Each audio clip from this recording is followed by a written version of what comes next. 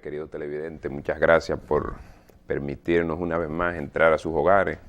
Hoy es miércoles 24 de agosto. Mucho que contar, mucho que decir. Vamos a empezar con la trágica noticia de un sismo de 6 o magnitud de 6.1 que se sintió anoche en Italia. Al parecer ahí se reportan que se supone que hay docenas de muertos y cientos de heridos. El sismo se sintió por unos cuantos segundos. Por ahora, los reportes que aparecen es de la cantidad que hay, se reportan docenas de muertos. La cantidad de heridos todavía no se ha cifrado. Esperemos. Al parecer, donde el sismo se sintió, no es una zona muy poblada y debido a ello, los daños podrían ser menores, aunque las edificaciones, el daño a estructura ha sido mayor. Al parecer, el de vida no ha sido tan grave como el que se esperaría de un sismo de esa magnitud. Tenemos en la primera plana del día que el gobierno pensiona a 6.500 trabajadores de la salud. Esa disposición está contenida en 3 decretos emitidos anoche por el Poder Ejecutivo y se anunció que se les otorgará el salario completo que percibían en los hospitales. Ya esos son parte y por ahí es que está empezando el acuerdo.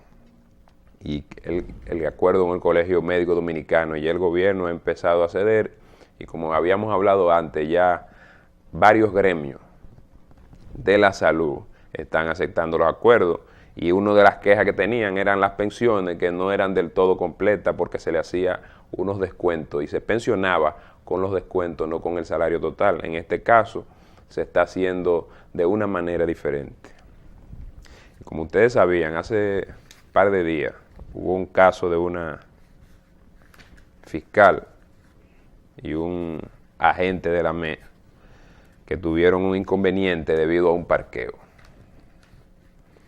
Sucediendo ahora, trato de no emitir mucho mi opinión en esto, sucediendo, y vamos al caso, la ME parece que se estaba parqueando, era un área que generalmente se hacía un valet parking. Entonces, en un valet parking viene alguien y te parquea tu vehículo. Al parecer, en ese momento, los individuos que se encargaban del valet parking no se encontraban en el área. Ella dejó el vehículo ahí, aunque al principio ella dijo que esa no era su intención. Luego ya se baja del vehículo, el AME la está grabando desde el principio. Hay una parte donde el AME alega que ella dijo que porque es fiscal, ella va a dejar su vehículo ahí. Sucede que la AME estaba grabando. La fiscal se sintió un poco agredida o invadida en su espacio con la grabación. Sucedió que hubo un altercado, hubo un intercambio donde la fiscal trató de alarle el celular a la AME y las cosas se pusieron un poco físicas. Salió un video hace 2 días donde se señalaba, donde presentaba a la señora teniendo el altercado con la AME desde un ángulo de vista diferente. Desde el ángulo de vista, desde ese ángulo se veía cómo el AME y la fiscal estaban haciendo un forcejeo. Eso no se veía en el primer video porque era grabándose de cerca con el celular de la gente. Al parecer, y por lo que he reportado, esa gente llegaron a un acuerdo, se pidieron excusas, aunque en ningún momento se observó. Yo soy de los que está totalmente en contra de que un AME decida, como en este caso, querer hacer un show de la situación donde todos lo quieren grabar. ¿Entiende? Al menos que sea que legalmente se le provean unas cámaras como se usa en Estados Unidos, que se pone una cámara en algunos estados, se pone una cámara en el vehículo y otra cámara en el cuerpo del oficial, o del agente en este caso, entonces sí se permite grabar. Pero yo creo que él grabando hasta interrumpe parte del trabajo y no se sabe si él lo que estaba haciendo lo estaba haciendo por sensacionalista o simplemente porque él quería que la acción de la fiscal no pase desapercibida. Eso es algo que nada más sabe él y que nada más sabe ella, porque ambos videos no mostraban 100% cómo se efectuó el altercado. Pero bueno, la CDEE no baja la luz para financiar planta de Punta Catalina. Al parecer, los kilovatios han bajado del 2003 hacia acá, de 37 a 13 centavos. Muchas personas se quejan de que eso no se ha visto reflejado en su factura. Eso se debe al caso de que con ese presupuesto se está usando, o eso dice Rubén Bichara, que esos fondos se han sido utilizados para financiar la planta. La ADIE niega se haya solicitado un aumento de la tarifa. O sea, y eso es la queja que tiene el ciudadano común, a las personas que se le hace difícil costear el servicio eléctrico. Es que a pesar de que el petróleo ha bajado más de un 50%, donde en su máxima expresión llegó a $100 y en estos momentos se encuentra debajo de los $49, ese porcentaje no se ha visto reflejado en las facturas eléctricas y en ningún tipo de servicio que dependa del uso del petróleo. O sea, muchas veces eso sucede por el tema de la especulación, donde se especula y donde se supone que el petróleo va a recuperar sus precios en algún otro momento. Entonces no sería conveniente económicamente para estas entidades o para estas compañías bajar el costo de los servicios que ofrecen. Hace como una semana, Maduro, presidente de Venezuela, solicitó reunirse con los mayores exportadores de petróleo de América Latina y el mundo, en gran parte para ello definir un precio justo para el precio de este. Se debe, y eso en parte trata de motivarlo Maduro, por la situación económica de Venezuela, para ver si eso le da un empujoncito, aunque a eso yo no le veo salida. También el presidente de Colombia nuevamente le abrió camino fronterizo a la vecina comunidad de Venezuela, ¿entiende?, para ayudarlos un poco a desahogarse de la crisis que viven en este momento, que fue en parte debido a lo drástico, a las medidas drásticas que ha tomado Maduro. Los inversionistas se fueron, no hay ni para comprar un pan. Entonces, en parte, Maduro siente que eso ha sido pura especulación y que la escasez de artículos que hay ahora mismo en Venezuela es ficticia. O sea, él se refiere a que están reteniendo los productos para causarle una percepción negativa de relaciones públicas. Pero es para que ustedes vean en situaciones precarias como las de ahora, porque Venezuela y Colombia tenían muchos conflictos, especialmente en la parte fronteriza, pero le está sucediendo como nos está sucediendo a nosotros con Haití.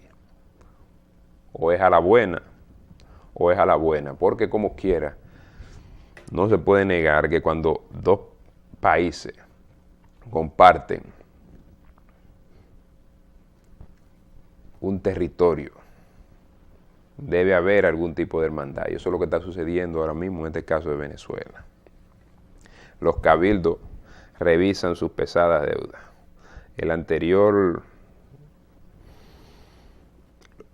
Los nuevos alcaldes del Gran Santo Domingo, a excepción de Francisco Peña de Santo Domingo Oeste, han heredado una deuda de 3.600 millones que por sus aclaraciones parecen estar dispuestos a pagar a acreedores, ninguno de los alcaldes ha referido a qué iniciaría esa gestión. En los Estados Unidos, un problema que está sucediendo con ese caso es de las deudas que dejaron los alcaldes. ¿Se entiende? Que ellos están tratando de rectificar y de cambiar el monto. Porque no solamente, estas son deudas, no solamente vienen desde la gestión anterior, desde la gestión pasada, 2010, 2016, sino que viene desde la anterior. Hay deuda en el caso de Santo Domingo Norte, deudas que están viniendo desde hace 2 términos. ¿Tú entiendes? Que no lo resolvió en los 6 años pasados y ahora le pasa al actual alcalde. Y se estaba diciendo que una deuda de unos 700 millones, aunque él está reclamando que la cantidad, que el monto es menor. Sea como sea, duró 6 años, no lo resolvió y ahora le va a tocar a este en un término de solo 4 años, con una deuda cerca de los 700 millones de pesos. Los Estados Unidos entregó correo electrónico vitales del caso Tucano. Yo no sé, simplemente uno tiene que aferrarse a la idea de que en este caso, no sé, legisladores, congresistas, qué tan culpables sean, pero en este caso puede que esto llegue y se indague con mayor profundidad a casos anteriores de corrupción, como nosotros habíamos explicado anteriormente en el programa. Ya esto no es un caso a nivel local, hay autoridades e instituciones de otro país envueltas, como es Brasil y es Estados Unidos, y Estados Unidos, en casos como este,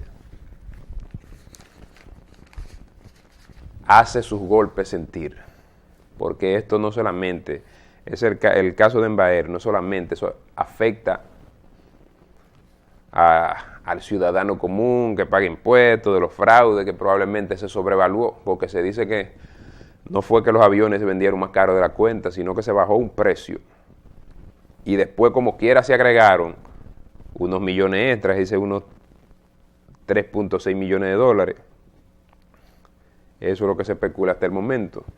Se involucró o se incluyó en el precio normal de los aviones. No fue que se sobrevaluaron. Y en ese monto entonces iba incluido el dinero del soborno, donde se han querido mencionar algunos congresistas que hasta este momento se desligan. Pero se desliguen o no, es muy difícil que se le haga persecución, generalmente a Estados Unidos ni el gobierno de Brasil. Esos son como unas leyes no escritas, que no creo que lleguen hasta a la distancia donde ningún congresista vaya a sufrir ninguna consecuencia. Pero en este momento se están dictando medidas de coerción y la República Dominicana no está solamente reaccionando a presiones locales, sino a presiones internacionales. Gobierno y médicos mantienen posiciones ante apertura de diálogo.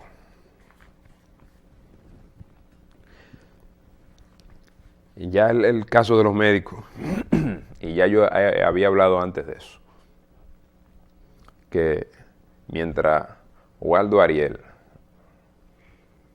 no se saque de la cabeza que el gobierno no es oposición para él, ni él es oposición para el gobierno, los conflictos van a seguir. Ya hay médicos que están cansados de esos paros, porque mira lo que está sucediendo. El que no puede ir a un hospital en esos 2 o 3 días de paro, van a ir después de los 2 o 3 días. Y los médicos van a tener que hacer el mismo trabajo, pero en este caso más forzado. ¿Entiendes? Y ya parte del conglomerado ha aceptado, las enfermeras están de acuerdo, muchos médicos generales están de acuerdo, simplemente porque los que se verían más perjudicados por las medidas y por los horarios que está tratando de establecer el gobierno serían esos médicos que no solamente trabajan en un hospital, sino que también tienen su propio consultorio y que trabajan en otras clínicas. Generalmente esos son los especialistas, porque esa gente económicamente no les sería factible quedarse 6 o 7 horas en un hospital, porque la rutina de la mayoría de esos médicos es la misma. Tienen que entrar a las 9, llegan a las 9, pero cogen la primera hora, hora y media para desayunar. Tienen 15 o 20 gente esperando para hacer la cita, gente que llega a las 5 o 6 de la mañana a los hospitales, como sucede el caso, por experiencia, del centro de oncología que está ahí en la UAS. La gente llega tempranito, hace su cita, coge su ticket, una fila para hacer el ticket, después una fila para esperar al médico. El médico llega a 9, 9 y media, se va a desayunar, entra a las 11, atiende 6 o 7 pacientes, no le para de tomar cita, se va a comer, vuelve y atiende 2 o 3 más, 3 o 4 más, se va para su casa. Y no necesariamente para su casa, simplemente que trabajan en otro sitio. Y ellos lo hacen de una forma para generar sus ingresos, porque hay que entender, y yo estoy totalmente de acuerdo, que no les resulta factible el salario que en estos momentos están devengando los médicos. Claro, el gobierno ya le ha ofrecido, en las negociaciones, le ha ofrecido un aumento de casi un 67%. Eso es cuando tú calculas los incentivos. Incentivo depende de la zona donde tú trabajes. Y los aumentos se vendrían enforzando desde el principio de año, próximo. Pero yo siempre digo que esperemos, porque como ya he dicho, la población, si hay un área, si hay algo que la sociedad se opone totalmente en cuanto a protesta se refiere, es la protesta por parte de los médicos, porque muchas vidas podrían depender de eso. Y eso afecta directamente al ciudadano común, porque el que vaya a clínica, el que puede pagar una clínica, eso no le afecta necesariamente, va a su clínica, pero al ciudadano común eso le afecta de manera drástica. Y ese tipo de protesta va en contra de los juramentos que hacen los médicos antes de empezar a ejercer. Pero dice que aquí cada quien está buscando por sus intereses, y ese es el caso en estos momentos con el Colegio Médico Dominicano.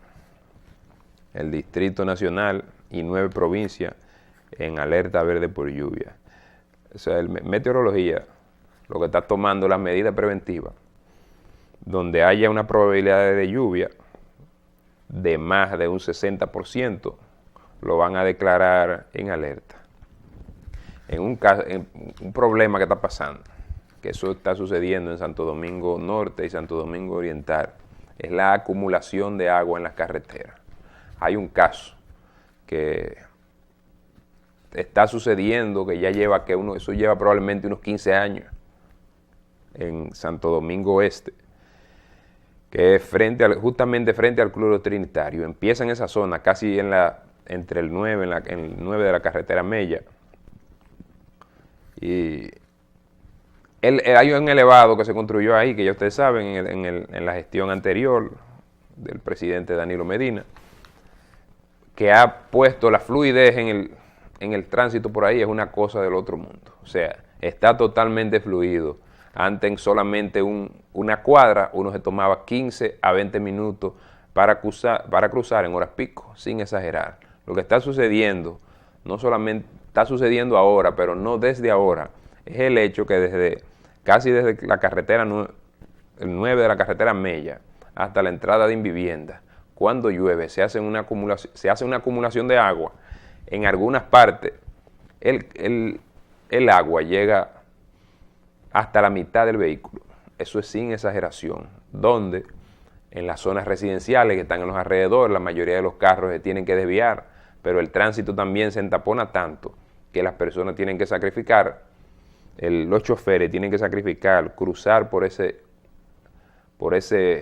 fango de agua que se hace. Las autoridades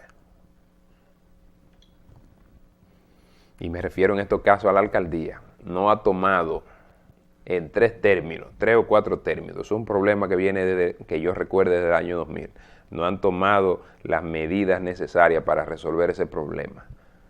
Y lo que sucede no solamente es la acumulación de agua, sino que hay muchos de esos desagües, las tapas de una u otra manera se las han robado. Entonces, y eso sucede en las aceras. Entonces, el que tiene que caminar por esa acera, porque no hay por dónde más caminar, se arriesga a caer en uno de esos agujeros. Eso frente al Supermercado Nacional, en esa zona, junto con el Club de los Trinitarios, eso por ahí no hay quien lo aguante. Eso se pone totalmente intransitable. Y lo mismo está sucediendo en La Sirena, que está en la Charles de Gaulle. Ahí hay un aguacero terrible. ¿Te entiendes? Eso con 15 minutos de lluvia, eso no hay quien lo aguante. Entonces a uno le queda 2 opciones, o esperar hasta que esa agua decida irse o evaporarse, si es que hace sol, porque los sistemas de drenaje en esa área están totalmente inútiles. Pero esperemos, y ya yo he llamado la atención sobre ese caso más de una vez, que se tomen las medidas necesarias, porque cuando suceda, como sucedió en unos casos hace unos años en los Guaricanos, donde una niña cayó en un agujero, en un drenaje de eso, y se ahogó, se le buscó solución casi inmediata a ese problema, y se cambiaron las tapas, que unas de metal la hicieron una de un tipo de plástico, porque eso evita que se las roben. Entonces tal vez, y ojalá que no sea así, pero las autoridades locales van a esperar que suceda un caso parecido para poder tomar acción. Y lamentablemente, quien se está encargando en estos momentos de ese tipo de situaciones es Gonzalo Castillo, el Ministerio de Obras Públicas. Y eso es por falta de diligencia de las alcaldías. Como estaba sucediendo el caso también en la Colombia, cerca de la embajada, por ahí había un problema de desagüe que tenía yo no sé cuántos años. Hace como un mes y medio, el Ministerio de Obras Públicas se encargó de resolver eso, y eso lo resolvieron en menos de una semana, porque al lado había una cañada que simplemente había que desviar la acumulación de agua que se hacía en esa zona, que causaba tapones en momentos de lluvia de más de media hora. Pero por carencia de gerencia por parte de las alcaldías, el ministro de Obras Públicas, Gonzalo Castillo, resolvió ese problema. Bueno, y estábamos hablando, que se me olvidó ayer cubrir ese tema, yéndonos un poco a las internacionales, y es en el caso de Donald Trump y Hillary Clinton. Los porcentajes estaban en un 40 a 48%, llegó a estar 42 a 44, hay unos puntos, ¿sabes? Que siempre hay esos partidos independientes que sacan su 2 o su 3%, pero en Estados Unidos, al igual que aquí, existen 2 partidos mayoritarios y uno que otro países partidos aliados. En el caso de Hillary Clinton, salió a la luz hace menos de 48 horas. O sea, habían unos correos electrónicos con unos Wikileaks, salieron hace como 2 o 3 meses. Salieron alrededor de 19,000 correos electrónicos. En este momento, pero esto no fue por parte de Wikileaks, esto fue directamente del FBI, cuando ya Hillary Clinton había negado que existan ninguna otra cantidad de email, salieron 15,000 en este momento. Y nosotros hablamos que hay unos hackers que se dice que son de procedencia rusa, que dijeron que un mes antes de las elecciones iban a lanzar otro bulto, diría yo, lleno de correo electrónico por parte de la perteneciente a la candidata a la presidencia por parte del Partido Demócrata. Yo le voy a dar una breve reseña, lo que sucedía y por qué hay unos inconvenientes con esos correos electrónicos. Colin Powell, que era el secretario de Estado en el primer término de George W. Bush, que era 2000-2004, empezó con ese método. Aunque no empezó con él, pero la referencia la obtuvo Hillary Clinton de él. Él fue que le recomendó a Hillary Clinton usar, él le comentó, no necesariamente le recomendó, le comentó que él usaba un correo electrónico privado. El problema no está en el uso del correo electrónico privado, eso es una práctica que se ha venido ejerciendo desde hace un momento, y eso pasó a la siguiente secretaria de Estado, que era Condoleezza Rice, que era en el término 2004-2008. Hillary Clinton estaba usando correo electrónico, pero no solamente privado, con servidores privados, los cuales ella tenía en su casa. Un servidor es un aparato por donde pasan todos los correos electrónicos que tú mandas y que tú recibes. En casos que tengan que ver con el Estado, y ella que era secretaria de Estado, queda totalmente y es totalmente prohibido tú discutir en correo electrónico privado temas que conciernan al Estado o la seguridad de este. En este caso, ella no solamente tenía un correo electrónico privado, sino que estaba utilizando servidores privados, de los cuales se encontraban en su casa. Entonces ahí había un sinnúmero de intercambios de correo electrónico, y hay muchos que por seguridad nacional el FBI ha decidido no mostrar. Entonces las consecuencias están viniendo ahora. Una de los problemas que tuvo Hillary Clinton cuando estaba compitiendo con Barack Obama en las elecciones, en la campaña del 2008, era el hecho de que la gente la percibía como una persona carente de confianza. O sea, no se podía confiar en ella, hablaba muchas mentiras. Y en parte de eso fue una experiencia que ella tuvo en Benghazi, del cual no voy a entrar en detalle. El porcentaje de diferencia entre Donald Trump y Hillary Clinton estaba subiendo de manera considerable. Pero Donald Trump ha cambiado un poco la estrategia, y el crecimiento de diferencia entre Clinton y Trump se ha reducido, al punto de que ya Trump está volviendo a sus números anteriores. Y esto solamente empeoraría en caso de que se lancen esos correos electrónicos que se dice que son hackers que están financiados por el gobierno ruso, porque de una u otra manera se está sospechando de una relación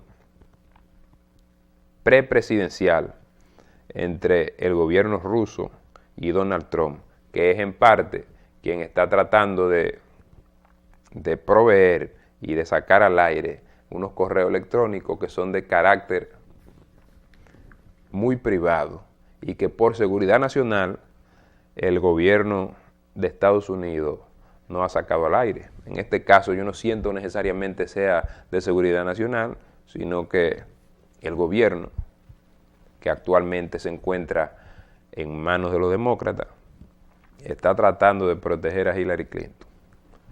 Y probablemente hubo unas reuniones con unos comerciantes de Wall Street, las cuales Hillary Clinton no declaró, y los documentos del discurso que ella dio en esa reunión fueron destruidos, pero no se sabe si en esos emails salga a la luz una información que sea perjudicial.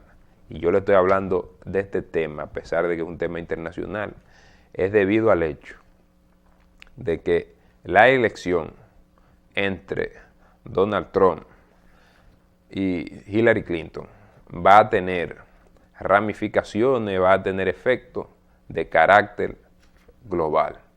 O sea, la gente lo va a sentir. Yo simplemente siento, y he hablado de eso con anterioridad, que Donald Trump es un personaje, que no necesariamente esa sea su forma de pensar. Lo que pasa es que eso es lo que vende, y él tiene que mostrarse en contraste con Hillary Clinton. ¿Entiendes? Yo no siento que él es un anti-latino, ni anti-inmigrante, ni nada de eso. Esa es la imagen parte de la imagen que él está vendiendo. Él es un nacionalista, pero él se está vendiendo como un poco más extremo de la cuenta, porque las debilidades de Hillary Clinton están en el sur, y ese es la zona geográfica que él está tratando de obtener. Porque Hillary Clinton, a pesar de que fue senadora en Nueva York, gobernadora, ni siquiera ahí tiene un control absoluto. Bueno, no se pierdan ese caso, del caso Tucano. Nosotros vamos a hablar con más detalle. Lo que pasa es que en estos momentos lo que se está tirando en los medios es mucha especulación y acusando a congresistas que, según las informaciones y según los documentos que uno lee, no tienen nada que ver con el asunto, pero que eso sensacionaliza y eso da tema en los medios y por eso lo están tirando todos los días. Pero mañana nosotros entraremos más en detalle sobre ese tema y también detallaremos un poco sobre el caso de Luis Pie, el único atleta dominicano que nos otorgó una medalla olímpica, que aunque es de bronce, en este momento se sintió de oro, que fuimos de los 87 de 207 países.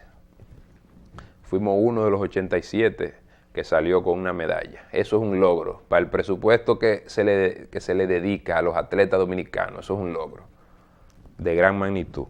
No se pierdan hoy, como todos los días, de 9 a 11 de la mañana, La Bola de Cutuca, con Delis Erasme, Alicia Di Carlo, Víctor Erasme, Nubia Suazo y un elenco totalmente preparado, que te presenta no solamente las informaciones de hoy, sino las que van a suceder mañana. Mandamos nuestro más sentimiento, pésame a la víctima, a los familiares de las víctimas del terremoto que sucedió en Italia de 6.1 y esperemos que las cifras de mortalidad no se incrementen en lo que va pasando del día, aunque lamentablemente se espera que eso suceda. Muchas gracias, pasen buenas y nos vemos mañana a la misma hora.